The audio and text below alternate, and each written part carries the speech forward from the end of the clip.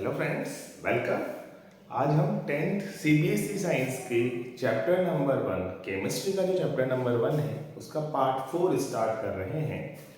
Chapter number 1 क्या है? Chemical reactions और केमिकल इक्वेशंस के बारे में। पहले 3 पार्ट्स में हमने केमिकल रिएक्शंस क्या होती हैं, केमिकल इक्वेशंस क्या होती हैं और उनके टाइप्स क्या क्या होते हैं इनके बारे में देखा था।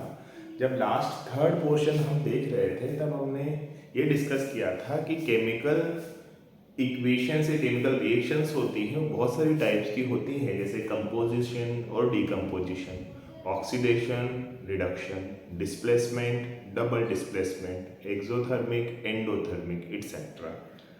और मैंने आपको लास्ट में जाते जाते पिछले वाले पार्ट में बताया था कि ऑक्सीडेशन और रिडक्शन रिएक्शन मिलकर रिडॉक्स रिएक्शन बनाती है, और ये भी कहा था कि रिडॉक्स रिएक्शन के बारे में अपन नेक्स्ट वाले लेक्चर में डिस्कस करेंगे।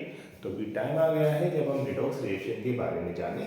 इस वाले लेक्चर में हम रिडॉक्स रिएक्शन के बारे में देखेंगे और जो ऑक्सीजन है उसकी जो डेली लाइफ में इम्पोर्टेंस है, डेली लाइफ में जो भी उसकी रिएक्शंस है उसके बारे में जानेंगे, जैसे corrosion, rancidity, combustion reaction, respiration reaction, etc..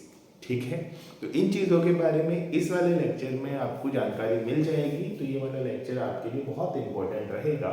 ध्यान से देखिए, बहुत ही इंपॉर्टेंट है 10th लेवल के लिए भी, और अगर आप आगे चलकर साइंस लेते हैं तो भी आपको ये बहुत काम आने वाला है। ठीक है, तो सबसे पहले अपन जानते हैं रिडॉक्स रिएक्शन क्या होता है। तो जो रिडॉक्स रिएक्शन है वो दो वर्ड्स से मिलकर बना हुआ है। एक है रिडक्शन का RED और ऑक्सीडेशन का OX। तो रिडक्शन और ऑक्सीडेशन को मिला दिया जाए तो रिडॉक्स बनेगा। मतलब ऐसी कोई भी रिएक्शन जिसमें रिडक्शन और ऑक्सीडेशन दोनों हो रहा हो उसे रिडॉक्स रिएक्शन कहेंगे। राइट, ठीक है। तो जैसे एक एग्जांपल यहाँ पे लिखा हुआ है ऑलरेडी, जिंक और कॉपर ऑक्साइड मिलकर जिंक ऑक्साइड और कॉपर बनाते हैं, है ना। Zn stands for zinc, Cu stands for copper. Copper और ऑक्सीजन का जब कॉम्बिनेशन होता है O-2 वाले में होता है, Zn+2 में होता है। तो जब भी O-2 में होता है तो नॉर्मल ऑक्साइड बनता है। तो यहाँ बनेगा zinc plus copper oxide gives zinc oxide plus copper. इस इक्वेशन को देखते हैं कि क्या इसमें ऑक्सीडेशन हो रहा है, क्या इसमें रिडक्शन हो रहा है, क्या इसमें दोनों एक साथ हो रहे हैं। ठीक है, तो देखो ध्यान से, जिंक वाला जो एलिमेंट है वो ZnO में कन्वर्ट हो रहा है, यानी कि जिंक पे ऑक्सीजन अटैच हो रहा है। और जब भी ऑक्सीजन का अटैचमेंट होता है किसी भी सब्सटेंस में तो हम कह देते हैं कि इसका ऑक्सीडेशन हो रहा है। तो जिंक ऑक्साइड में बदल रहा है, यानी कि यहाँ पे ऑक्सीडेशन हुआ OX। ठीक है, और जो कॉपर ऑक्साइड है उसका ऑक्सीजन हट के कॉपर चला गया, यानी कि कॉपर ऑक्साइड से ऑक्सीजन हटा, और जब भी ऑक्सीजन का रिमूवल होता है तो हम उसे कहते हैं कि यहाँ पे रिडक्शन हुआ। तो इस वाली रिएक्शन में रिडक्शन और ऑक्सीडेशन साइमल्टेनियसली अकर हो रहा है, इसलिए हम कहेंगे कि यह क्या है, एक रिडॉक्स रिएक्शन है। ठीक है, तो रिडॉक्स रिएक्शन होगी क्योंकि रिडक्शन और ऑक्सीडेशन दोनों एक साथ हो रहे हैं। अब रिडक्शन करने के लिए जिस सब्सटेंस की यूज होती है, जिस सब्सटेंस को काम में लिया जाता है रिडक्शन करने के लिए, उसे बोला जाता है रिड्यूसिंग एजेंट। क्या बोला जाता है? Reducing agent. यानी कि जो भी सब्सटेंस रिडक्शन में हेल्प करता है वो रिड्यूसिंग एजेंट कहलाएगा, और जो भी सब्सटेंस ऑक्सीडेशन में हेल्प करता है उसे कहा जाता है ऑक्सीडाइजिंग एजेंट। ठीक है, तो ये दो नई टर्म आपके लिए आ गए, रिड्यूसिंग एजेंट और ऑक्सीडाइजिंग एजेंट। तो रिड्यूसिंग एजेंट ऐसे सब्सटेंस को कहते हैं जो रिडक्शन में हेल्प करे, और ऑक्सीडाइजिंग एजेंट ऐसे सब्सटेंस को कहते हैं जो ऑक्सीडेशन में हेल्प करे। फॉर एग्जांपल अगर इसी रिएक्शन में हम देखें तो जिंक का ऑक्सीडेशन हो रहा है ZnO में, लेकिन किसकी वजह से हो रहा है? इस CuO की वजह से। अगर ये CuO यहाँ नहीं होता तो क्या Zn अपने आप ZnO में बदल जाता? नहीं बदलता। तो इसको ऑक्सीडाइज करने के लिए इस वाले सब्सटेंस की नीड है। तो ये वाला जो सब्सटेंस है ये कहा जाएगा यहाँ पे ऑक्सीडाइजिंग एजेंट। और अगर रिड्यूसिंग एजेंट इस वाली इक्वेशन में हमें ढूंढना हो तो हम क्या कहेंगे कि ऐसा सब्सटेंस ढूंढो जो रिडक्शन में हेल्प कर रहा है। तो CuO का रिडक्शन हो रहा है और हेल्प कौन कर रहा है? Zn। अगर Zn नहीं होता तो ये कॉपर ऑक्साइड कॉपर में नहीं बदलता। तो यहाँ पे म्यूचुअली हेल्प का प्रोग्राम चल रहा है, ये इसको हेल्प कर रहा है, ये इसको हेल्प कर रहा है। तो यहाँ रिड्यूसिंग एजेंट होगा जिंक और यहाँ ऑक्सीडाइजिंग एजेंट होगा कॉपर ऑक्साइड। तो आप ये चीज ध्यान में रख सकते हैं कि जिस चीज का रिडॉक्स रिएक्शन में ऑक्सीडेशन हो रहा हो वो रिड्यूसिंग एजेंट होता है, और जिस चीज का रिडक्शन हो रहा हो वह ऑक्सीडाइजिंग एजेंट होता है। तो इन चार टर्म्स के बारे में आपको यहाँ समझने में आया होगा, reducing agent, oxidizing agent, reduction और ऑक्सीडेशन। और जब सब साइमल्टेनियसली हो रहे होते हैं तो ऐसे रिएक्शन को कहा जाता है रिडॉक्स रिएक्शन। और दो एग्जांपल से इसी चीज को अपन कंफर्म कर लेते हैं, सीख लेते हैं। जैसे 2 एल्यूमिनियम है, वो 2 एल्यूमिनियम क्लोराइड में कन्वर्ट हो रहा है HCl की प्रेजेंस में। हाइड्रोजन क्लोराइड की प्रेजेंस में जो एल्यूमिनियम है वो एल्यूमिनियम क्लोराइड में कन्वर्ट हो रहा है और हाइड्रोजन गैस रिलीज हो रही है। तो क्या ये भी एक रिडॉक्स रिएक्शन है? जानते हैं। तो देखो एल्यूमिनियम क्लोराइड में बदल रहा है, यानी कि एल्यूमिनियम से क्लोरीन अटैच हो रहा है। क्लोरीन एक इलेक्ट्रोनेगेटिव एलिमेंट है, और मैंने आपसे कहा था कि ऑक्सीजन का अटैचमेंट या किसी इलेक्ट्रोनेगेटिव एलिमेंट का अटैचमेंट ऑक्सीजन कहा जाता ऑक्सीडेशन कहा जाता है, यानी कि ये ऑक्सीडेशन होगा। सिमिलरली ये जो 6HCl है वो H2 में जा रहा है, तो यहाँ से क्लोरीन हट रहा है, और क्लोरीन का हटना यानी क्लोरीन का रिमूवल क्या कहा जाएगा? रिडक्शन। तो इलेक्ट्रोनेगेटिव एलिमेंट का addition is oxidation and removal of electronegative element is known as reduction. तो ये जो Cl रिमूव हो रहा है, इसलिए इस वाले प्रोसेस को अपन कहेंगे रिडक्शन, राइट। तो ये रिडक्शन हो गया और ये ऑक्सीडेशन हो गया। अब अगर आपसे पूछा जाए कि यहाँ ऑक्सीडाइजिंग एजेंट कौन है और रिड्यूसिंग एजेंट कौन है, तो यार बहुत ही सिंपल हो गया। जो जिसका ऑक्सीडेशन हो रहा है वो रिड्यूसिंग एजेंट होगा, और जिसका रिडक्शन हो रहा है वो ऑक्सीडाइजिंग एजेंट होगा। फॉर एग्जांपल यहाँ एल्यूमिनियम 6HCl को H2 में रिड्यूस कर रहा है, तो ये हो गया हमारा रिड्यूसिंग एजेंट। और 6HCl एल्यूमिनियम को यानी कि HCl एल्यूमिनियम को एल्यूमिनियम क्लोराइड में ऑक्सीडाइज कर रहा है, तो हमारा HCl यहाँ पे हो जाएगा ऑक्सीडाइजिंग एजेंट, राइट। सिमिलरली ये एग्जांपल देखें, फेरस यानी आयरन और सल्फर रिएक्ट करके आयरन सल्फाइड बना रहे हैं FeS। तो यहाँ पे Fe में S इलेक्ट्रोनेगेटिव एलिमेंट का एडिशन हो रहा है, तो ऐसी रिएक्शन को अपन कहेंगे ऑक्सीडेशन रिएक्शन।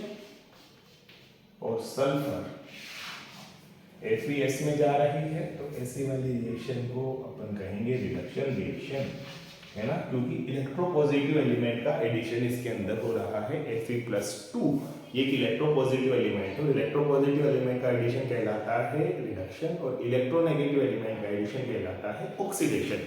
तो ये पहला वाला पोर्शन ऑक्सीडेशन है, ये वाला पोर्शन रिडक्शन है। ऑक्सीडेशन और रिडक्शन एक साथ हो रहे हैं, यानी कि ये वाली रिएक्शन रिडॉक्स रिएक्शन कही जाएगी, ठीक है। तो यहाँ पे ऑक्सीडाइजिंग एजेंट ये होगा और रिड्यूसिंग एजेंट ये होगा, क्योंकि जिसका ऑक्सीडेशन हो रहा होता है वो रिड्यूसिंग एजेंट है, और जिसका रिडक्शन हो रहा है वो ऑक्सीडाइजिंग एजेंट है। तो इस टाइप से रिडॉक्स रिएक्शंस आई थिंक आपको क्लियर होगी। अब हम रिडॉक्स रिएक्शन के बाद मूव करते हैं इस वाली चीज के अंदर कि ये जो ऑक्सीजन है वो डेली लाइफ में क्या क्या कमाल करती है। चलो स्टार्ट किया जाए। तो effect of oxygen in everyday life जो है, यानी कि ऑक्सीजन है वो एवरीडे लाइफ में क्या क्या इफेक्ट डालती है, उसको हम इन 4 अलग अलग सेक्शंस में देखेंगे। Combustion reactions, respiration reactions, Colosseum reactions and rancidity reactions, right. इनमें कंबशन और रेस्पिरेशन रिएक्शंस के अंदर एनर्जी रिलीज होती है जो हम यूज करते हैं, यानी ये दोनों रिएक्शंस बहुत सी बार हमारे लिए यूजफुल होती है, कभी कभी नुकसानदायक भी होती है। सिमिलरली कोरोजन और रेंसिडिटी रिएक्शन हमारे लिए हार्मफुल होती है, नुकसानदायक होती है। तो जो ऑक्सीजन का इफेक्ट है वो पॉजिटिव वे में भी हमारी लाइफ पे पड़ता है और नेगेटिव वे में भी हमारी लाइफ पे पड़ता है, लेकिन हम ऐसा नहीं कर सकते कि नेगेटिव वे को हटा दें, क्योंकि ऑक्सीजन हमारी लाइफ में सबसे ज़्यादा इम्पोर्टेंट है। आप सब जानते हैं कि ऑक्सीजन के बिना हम नहीं रह सकते, वाटर के बिना चाहे कुछ दिन रह लिया जाए, फूड के बिना चाहे कुछ दिन रह लिया जाए, लेकिन ऑक्सीजन के बिना कुछ दिन रहना पड़े इम्पॉसिबल है, ठीक है। तो जो ऑक्सीजन है वो हमारी लाइफ के अंदर सबसे इम्पोर्टेंट सब्सटेंसेस में से एक है। उनके हमारी लाइफ में क्या क्या इफेक्ट पड़ते हैं वो हम इन 4 सेक्शंस में देखेंगे, और इस चैप्टर के लास्ट सेक्शंस हैं। ठीक है। तो फर्स्ट अपन स्टडी करते हैं कंबशन रिएक्शन के बारे में। कंबशन अगर नॉर्मल हिंदी लैंग्वेज में बात की जाए तो उसको जलाना, किसी भी चीज़ को जला देना कंबशन रिएक्शन कहलाता है। अब कंबशन रिएक्शन की टेक्निकल डेफिनेशन समझी जाए तो कंबशन का मतलब होता है एयर की प्रेजेंस में हीट करना। एयर यानी कि हमारा ऑक्सीजन। तो किसी भी सब्सटेंस को जब ऑक्सीजन की एक्सेस में या एयर की एक्सेस में हीट किया जाता है तो कुछ नए सब्सटेंसेस बनते हैं और बहुत सारे अमाउंट में एनर्जी रिलीज होती है। यही वाली रिएक्शन कंबशन रिएक्शन कहलाती है। ठीक है, तो हमेशा इसमें एनर्जी रिलीज होगी, यानी हम ये कह सकते हैं कि जो कंबशन रिएक्शन है वो एक्सोथर्मिक रिएक्शन है, क्योंकि जिस रिएक्शन में एनर्जी रिलीज होती है वो एक्सोथर्मिक रिएक्शन होती है और जिसमें ओवरऑल एनर्जी की रिक्वायरमेंट होती है वह वाली रिएक्शन एंडोथर्मिक कहलाती है। तो कंबशन रिएक्शन हमेशा कैसी होती है? एक्सोथर्मिक रिएक्शन होती है। फॉर एग्जाम्पल जो नेचुरल गैस होती है उसका जो मेन कंस्टिट्यूएंट है मेथेन गैस, जिसे आप मार्श गैस भी कहते हैं, अगर इसे हमें बर्न करना है तो ऑक्सीजन की प्रेजेंस में बर्न करना होगा। ये एक टाइप का हाइड्रोकार्बन है। हाइड्रोकार्बन जब भी बर्न होता है, कंबशन हाइड्रोकार्बन का होता है, तो हमेशा दो तरह के ही कंपाउंड बनते हैं। एक कंपाउंड होता है H2O और एक कंपाउंड होता है CO2। तो जब भी कभी हाइड्रोकार्बन को बर्न किया जाएगा तो केवल दो ही तरह के कंपाउंड हमें मिलेंगे, one will be H2O and other will be CO2, और साथ में इमेंस अमाउंट में एनर्जी निकलेगी। कभी एनर्जी इतनी ज़्यादा एक साथ निकलती है कि वो आग जैसी दिखाई देती है, और अगर एनर्जी धीरे धीरे रिलीज हो रही है तो वो आग लगना यानी कि फ्लेम मुमकिन नहीं दिखेंगे। तो नेसेसरीली नहीं है कि कंबशन रिएक्शन के अंदर फ्लेम्स ही उठें, लेकिन कभी कभी फ्लेम्स आती भी हैं तो हमें फ्लेम्स दिखाई देती हैं। ठीक है, तो जो नेचुरल गैस में CH4 होता है उसका जो बर्निंग होती है एयर की एक्सेस में और टेम्परेचर या हीट करने पर ऐसी होती है। इसी तरह से जो हमारी LPG है, लिक्विड पेट्रोलियम गैस, जिसको हम घरों में कुकिंग गैस की तरह यूज़ करते हैं, उसका मेन सब्स्टिट्यूएंट होता है ब्यूटेन C4H10। मेथेन है LPG का मेन सब्स्टिट्यूएंट, और ये जो मेथेन है नेचुरल गैस का मेन सब्स्टिट्यूएंट, और ये है LPG का मेन सब्स्टिट्यूएंट। तो अगर इसका ऑक्सीडेशन करेंगे तो इससे भी CO2 और H2O ही हमें मिलेगा और साथ में बहुत सारी एनर्जी रिलीज होगी। ठीक है, बैलेंस इक्वेशंस को आप कर सकते हैं। ये अपन ने फर्स्ट या सेकंड सेक्शन में देखा था। जैसे यहाँ 4 है तो यहाँ पे आप 4 लगा देंगे तो कार्बन बैलेंस हो जाएंगे। फिर यहाँ 10 है तो यहाँ 5 लगा देंगे जिससे हाइड्रोजन बैलेंस हो जाएंगे। रही ऑक्सीजन की बात, तो यहाँ 8 ऑक्सीजन है और 5 ऑक्सीजन यानी 13 ऑक्सीजन है, तो यहाँ 13/2 लगा दीजिए, तो ये वाली रिएक्शन बैलेंस हो गई। सिमिलरली अगर इसको बैलेंस करना है तो यहाँ कार्बन 1 है, यहाँ कार्बन 1 है, ऑलरेडी बैलेंस्ड है। यहाँ 4 हाइड्रोजन है, यहाँ 2 हाइड्रोजन है, तो यहाँ 2 लगा दीजिए, हाइड्रोजन भी बैलेंस हो गए। ऑक्सीजन देखना है, यहाँ 2 और 2 4 ऑक्सीजन है, यहाँ पे 2 लगा देते हैं तो ये ऑक्सीजन भी बैलेंस हो जाएगा। ठीक है, तो इस तरह से कंबशन रिएक्शंस होती हैं। इसके अलावा कंबशन रिएक्शन का एक और एग्जाम्पल है हमारी बॉडी के अंदर जो हो रहा है डाइजेशन वाला सिस्टम या जो फूड का डिग्रेडेशन वाला सिस्टम, वो भी एक प्रकार का कंबशन रिएक्शन ही है। हम किसी भी चीज़ को खाते हैं तो उसके साथ हमारे बॉडी के अंदर बहुत सारे कार्बोहाइड्रेट वगैरह जाते हैं।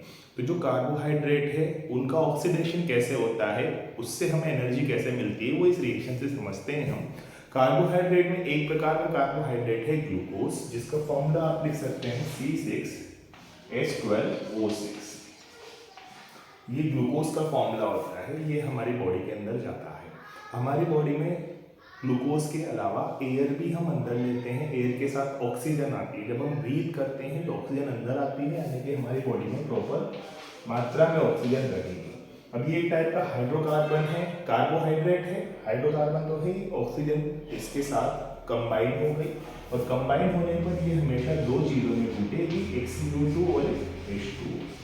इसको अगर आप बैलेंस करने की कोशिश करें तो 6 कार्बन है तो यहाँ 6 कार्बन हो जाएंगे, फिर यहाँ 12 हाइड्रोजन है तो यहाँ पे 6H2 आ जाएगा। अब ऑक्सीजन अगर काउंट करते हैं 12 और 6 18 ऑक्सीजन है, जबकि इधर 6 तो ऑलरेडी हो गए, 12 और करने हैं तो यहाँ 6 और लगा दो। तो जो ग्लूकोज है वो ऑक्सीजन से रिएक्ट करके कार्बन डाइऑक्साइड और H2O बनाता है और साथ में एनर्जी रिलीज होती है। तो ये जो एनर्जी रिलीज होती है यही हमारी बॉडी के डिफरेंट फंक्शंस को काम करने में हेल्प करती है। सारे ऑर्गन्स को कुछ ना कुछ एनर्जी की रिक्वायरमेंट होती है अलग अलग रिएक्शंस को कंप्लीट करवाने के लिए, तो वो एनर्जी हमें कहाँ से मिलती है? इसी फूड के ऑक्सीडेशन से मिलती है। जो फूड का ऑक्सीडेशन या एयर की प्रेजेंस में हीट होना क्या कहा जाता है? कंबशन कहा जाता है। तो ये भी एक टाइप की कंबशन रिएक्शन है जो हमारी बॉडी के अंदर रेगुलरली होती रहती है। इस एनर्जी से हमारी बॉडी को वार्म रखने में भी हेल्प मिलती है ना, बॉडी वार्म रहना चाहिए अंदर से, वो भी इस वाली रिएक्शन से मिलने वाली एनर्जी से ही होता है। तो ये तो हो गए कंबशन रिएक्शन। अब कंबशन रिएक्शन के बाद अपन रेस्पिरेशन रिएक्शन के बारे में बात करते हैं।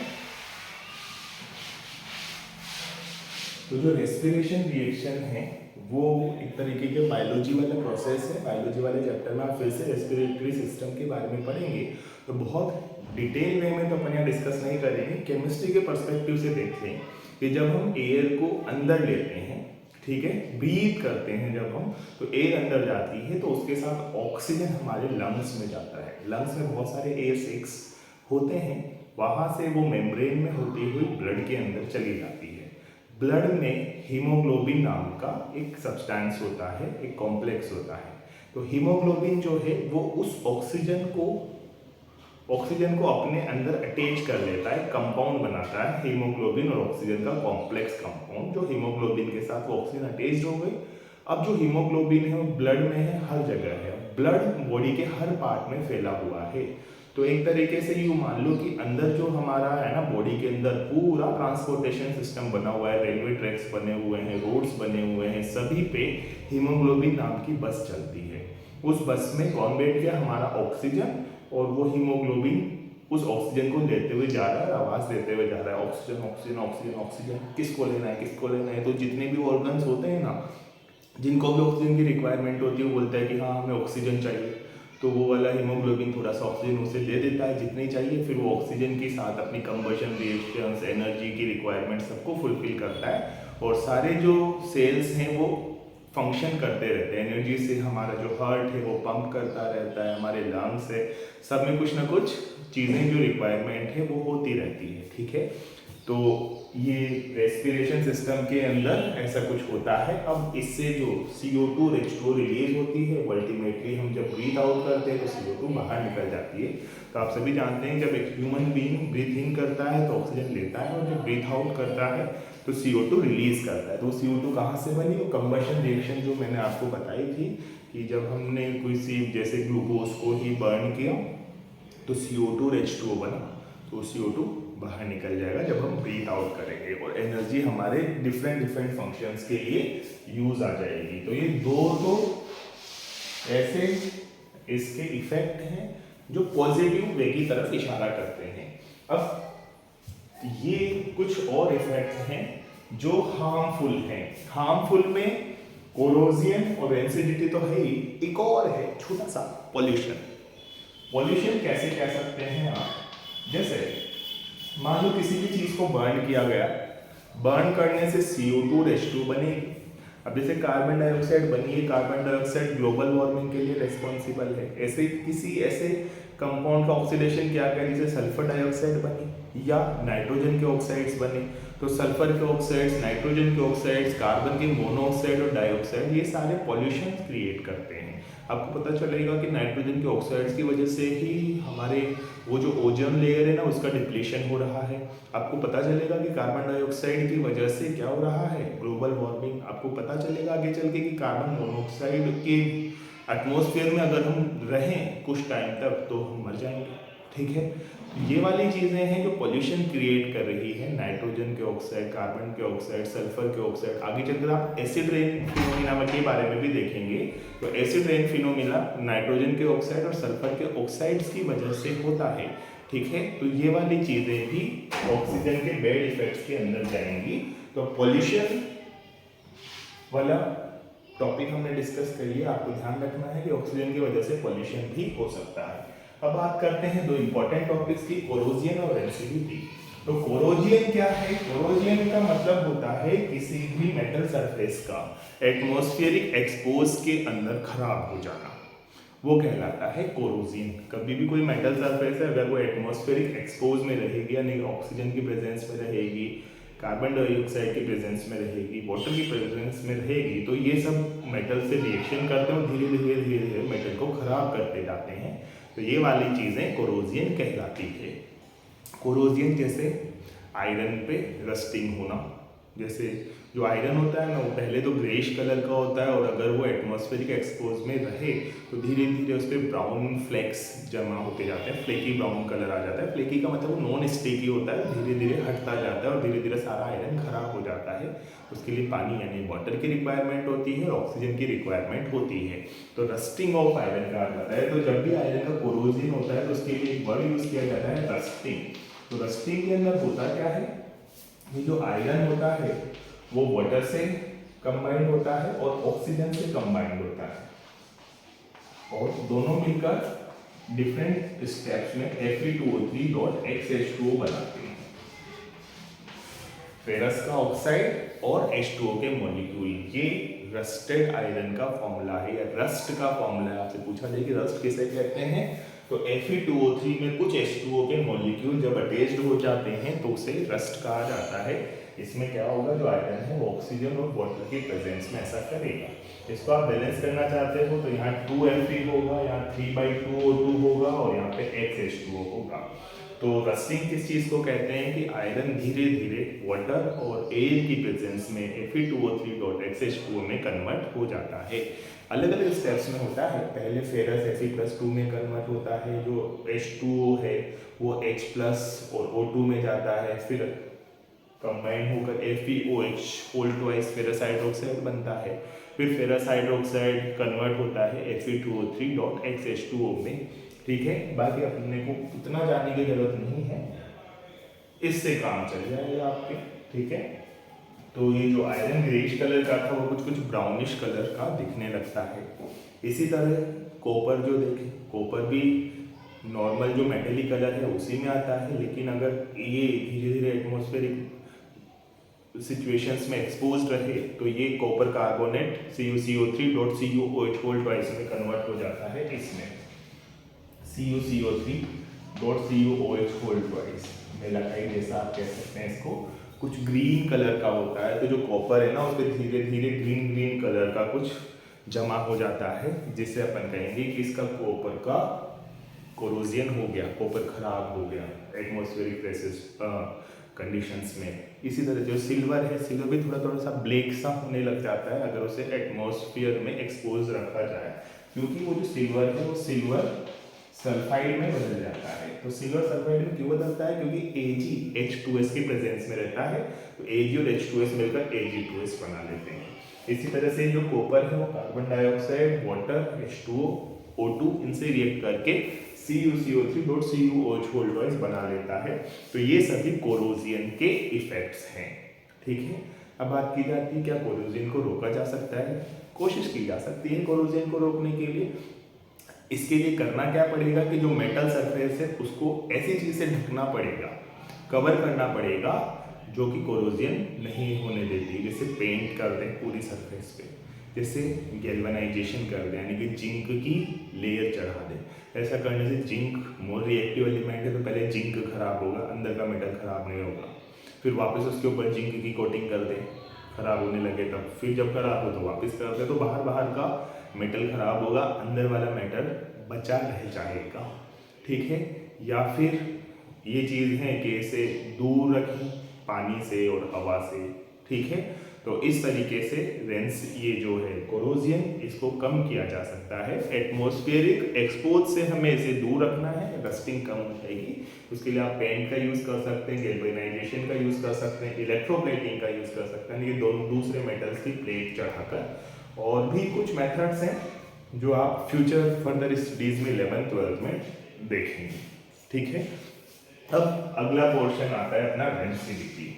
तो रेंसिडिटी किसे कहते हैं, रेंसिडिटी कहा जाता है किसी फूड का खराब हो जाना, फूड की स्मेल खराब हो जाना, फूड का टेस्ट खराब हो जाना, फूड का जो प्रॉपर्टीज है वो खराब हो जाना। अगर इनसाइड फूड को कोई भी ह्यूमन बीइंग खाता है या कोई एनिमल भी खाता है तो उसको परेशानी हो सकती है, डिसऑर्डर किसी तरीके के उसे हो सकते हैं। तो रेंसिडिटी ऑक्सीजन की वजह से हो सकती है, जो जैसे कोई ऑयली फूड्स हैं तो ऑक्सीजन अंदर जाके उनके जो बोन्स हैं ना, डबल बोन्ड ट्रिपल बोन्स, उनको ब्रेक कर देता है ना। ऑयल्स में सेचुरेशन अनसेचुरेशन कंपाउंड्स होते हैं, हाइड्रोकार्बन वाला एक चैप्टर है आपका, उसमें आप आगे जाकर देखोगे। तो जो ऑक्सीजन है उन्हें ब्रेक कर देता है, उनके स्ट्रक्चर को बिगाड़ देता है। स्ट्रक्चर को बिगाड़ देगा तो उनमें किसी तरह की प्रॉपर्टीज़ में चेंजेस आएंगे, और वो जो प्रॉपर्टी में चेंजेस हैं वो हार्मफुल वे में आते हैं, हमारी बॉडी में डिसऑर्डर्स क्रिएट कर सकते हैं। ठीक है, तो इसी चीज़ को रेंसिडिटी कहा जाता है। ठीक है, तो किसी भी कंपाउंड का ऑक्सीडेशन की वजह से स्ट्रक्चर में बिगड़ना, और उसकी वजह से उसके स्मेल में चेंज आना, उसके टेस्ट में चेंज आना, या उसकी जो प्रॉपर्टीज़ हमारे बॉडी के अंदर वो जाकर शो कर रहा था, फंक्शनैलिटीज़ हमारी बॉडीज़ के अंदर शो कर रहा था, उसे गलत वे में कन्वर्ट करना ही रेंसिडिटी कहा जा सकता है। अब आप ये बात करें कि रेंसिडिटी को कैसे रोका जा सकता है, तो सिंपल सी बात है कि उसका ऑक्सीडेशन होना रोकें। तो ऑक्सीडेशन होना रोकने के लिए सबसे अच्छी बात तो है कि उसे ऑक्सीजन से दूर रखें, ठीक है, या टेम्परेचर से दूर रखें, है ना। जो सनलाइट, डायरेक्ट सनलाइट में रखेंगे तो ये वाला रेंसिडिटी वाला प्रोसेस ज़्यादा तेज़ी से होगा, तो इसे कूल टेम्परेचर में, सनलाइट से दूर, थोड़ा अंधेरे में रखा जा सकता है। दूसरा, फ्रीज में चीज़ों को रख सकते हैं। फ्रीज में रखने पर क्या होता है, वहाँ पर टेम्परेचर कम रहता है, टेम्परेचर कम रहता है तो ये वाला प्रोसेस स्लोली होता है। इसके अलावा जैसे पोटैटो चिप्स होते हैं, जैसे लेज़ वगैरह आपने देखा होगा, या कुछ कुरकुरे वगैरह देखे होंगे, तो उनकी जो पॉलीथीन होती है ना, वो थोड़ी फूली हुई आती है। वो फूली हुई क्यों आती है, उसका कारण है कि उसमें नाइट्रोजन गैस भरी जाती है। जो भी मैन्युफैक्चरर होते हैं उसमें N2 गैस भरते हैं। N2 गैस बहुत अनरिएक्टिव होती है, वो रिएक्शंस नहीं करने देती है चीज़ों को। तो जब N2 भरा जाता है ना, तो O2 नहीं आ पाता, और O2 नहीं आ पाता तो अंदर जो उसके अंदर ऑयल्स वगैरह हैं उनकी स्ट्रक्चर नहीं बिगड़ते, वो लंबे टाइम तक खराब नहीं होते, है ना। तो वो जो फूला हुआ पैकेट है उसमें नाइट्रोजन गैस होती है, वो ध्यान रखता है कि क्या नहीं हो, ये जो ऑक्सीडेशन नहीं हो, रेंसिडिटी ना आए। तो N2 गैस ऐसा इन्वायरमेंट क्रिएट कर देती है कि रेंसिडिटी ना बने। इसके अलावा और क्या किया जा सकता है, इसके अलावा एंटीऑक्सीडेंट भी मिलाए जा सकते हैं। एंटीऑक्सीडेंट यानी कि जो ऑक्सीडेशन होने से रोके। तो दो एंटीऑक्सीडेंट्स अगर देखें तो है BHA या BHA से कहें, और एक है BHT। ये होता है ब्यूटाइलेटेड हाइड्रोक्सी एनिसोल, और ये होता है ब्यूटाइलेटेड हाइड्रोक्सी टोलुइन। तो ये दो ऐसे फूड प्रिजर्वेंट्स हैं, फूड प्रिजर्वेंट्स इसे कह सकते हैं आप, जो खाने को खराब होने से रोकते हैं। तो ये क्या करते हैं, एंटीऑक्सीडेंट ही ऑक्सीजन के द्वारा उसका स्ट्रक्चर बिगड़ने से रोक लेते हैं। हाइड्रोक्सी एनिसोल, आप आगे जाकर देखेंगे कि ये वाला कंपाउंड एनिसोल है, OCH3, ये एनिसोल है। अगर इसके ऊपर OH लगा हुआ है तो ये हो गया हाइड्रोक्सी एनिसोल, और अगर इस पर ब्यूटाइलेट यानी कि CH3 ये हो गया ब्यूटाइलेटेड। ब्यूटाइल लगा हुआ है किस पर, हाइड्रोक्सी एनिसोल पे। तो ये बेंजीन के नीचे OCH3 लगता है तो इसको एनिसोल कहते हैं, एक टाइप का ईथर होता है। इस पे OH लग गया तो ये एल्कोहल वाला पोर्शन बन गया, तो ये हो गया हाइड्रोक्सी एनिसोल। तो हाइड्रोक्सी एनिसोल पर एक एल्किल है ब्यूटाइल, ये लग गया तो ब्यूटाइलेटेड हाइड्रोक्सी एनिसोल। तो ये एक प्रकार का फूड प्रिजर्वेंट है। इसी तरह से ये होता है ब्यूटाइलेटेड हाइड्रोक्सी टोलुइन। तो टोलुइन ये होता है, बेंजीन पे नीचे CH3 लग गया तो इसे अपन बोलते हैं टोलुइन, ऊपर OH लग गया तो ये हो गया हाइड्रोक्सी टोलुइन, और ब्यूटाइलेटेड तो इसमें इधर भी ब्यूटाइल लग जाएगा, CH3 और इसमें इधर भी ब्यूटाइल होता है। दो तरह से ब्यूटाइल इसके अंदर लगे होते हैं। तो BHP भी एक टाइप का फूड प्रिजर्वेंट है, और BHA भी एक टाइप का फूड प्रिजर्वेंट है। तो इनकी हेल्प से भी हम फूड को प्रिजर्व रख सकते हैं, ऑक्सीडेशन होने से इनको रोका जा सकता है। ठीक है, तो ये कुछ मेथड्स हैं। इसके अलावा भी मैं देख लेता हूँ कि कोई और मेथड था क्या। आई थिंक और कोई मेथड, हाँ एक और मेथड ये है कि आप फूड को एयर टाइट बॉक्स में भी रख सकते हैं। एयर टाइट बॉक्स यानी कि जिसमें से एयर नहीं जा सके। तो जैसे एयर टाइट बॉक्स में आपने रख लिया, ऑक्सीजन उसके अंदर एंटर ही नहीं हो पा रही, तो फिर ऑक्सीडाइज करेगी भी कैसे। ठीक है, तो ये तरीके हो गए रेंसिडिटी को रोकने के, और साथ ही के साथ हमारा ये चैप्टर नंबर 1 भी फिनिश हो गया। आई होप आपको केमिस्ट्री समझने में 10th लेवल की इन चैप्टर्स से या इन वीडियो से हेल्प मिलेगी। अगर ऐसा है तो आप मेरे चैनल को प्लीज़ सब्सक्राइब करें। बाय।